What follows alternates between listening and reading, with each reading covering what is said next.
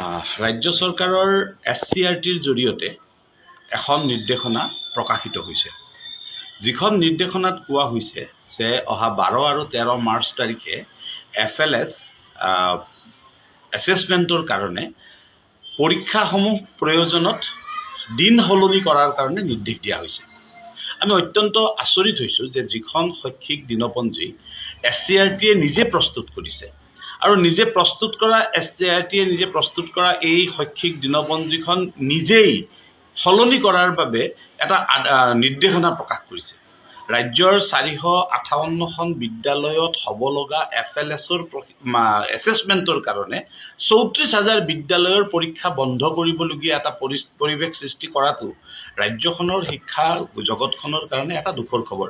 আৰু আমি দেখি আহিছোঁ যে শৈক্ষিক দিনপঞ্জীখন নামত প্ৰতি বছৰে প্ৰকাশ কৰা হয় যদিও এই শৈক্ষিক দিনপঞ্জীখনৰ কোনো নিৰ্দেশনাই আচলতে বাস্তৱায়িত হ'বলৈ সুবিধা নোহোৱা হয়। আজি যদি MDSSৰ পৰা কিবা নিৰ্দেশনা আহিছে, কাইলৈ প্ৰশাসনিক বিষয়াসকলৰ পৰা কিবা নিৰ্দেশনা আহিছে, মুঠৰ ওপৰত শৈক্ষিক দিনপঞ্জীখন মতে কোনো ধৰণৰ কাম কৰিব পৰা নাযায়। তেনেহ'লে শৈক্ষিক দিনপঞ্জীখনৰ প্ৰয়োজনীয়তা ক'ত? সেইবাবে আমি অসম ৰাজ্যিক প্ৰাথমিক শিক্ষক সন্মিলনীয়ে ইতিমধ্যে এটা সিদ্ধান্ত গ্ৰহণ কৰিছোঁ যে যদিহে পৰীক্ষা বাতিল কৰি আমি FLS কৰিব লাগে, তেনেহ'লে আমি যিহেতু নিৰ্দেশনা আমি নামানিলেও নহ'ব, গতিকে সেই নিৰ্দেশনা মানিবৰ কাৰণে আমি কিন্তু প্ৰথমতে শৈক্ষিক দিনপঞ্জীখন প্ৰথমতে দাহ কৰি ল'ম, তাৰ পিছতহে আমি এই ধৰণৰ কাৰ্যসূচী আমি ৰূপায়ণ কৰিম।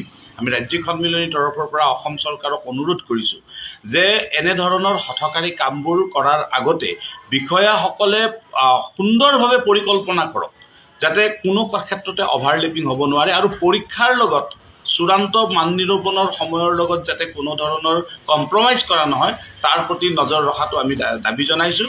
আৰু যদি নহয় তেনেহ'লে শৈক্ষিক দিনপঞ্জীখন প্ৰকাশৰ নামত খৰচ লাখ লাখ টকা ব্যয় কৰাৰ যিটো নীতি, সেইটো বন্ধ কৰাৰ কাৰণে আমি দাবী জনাইছোঁ।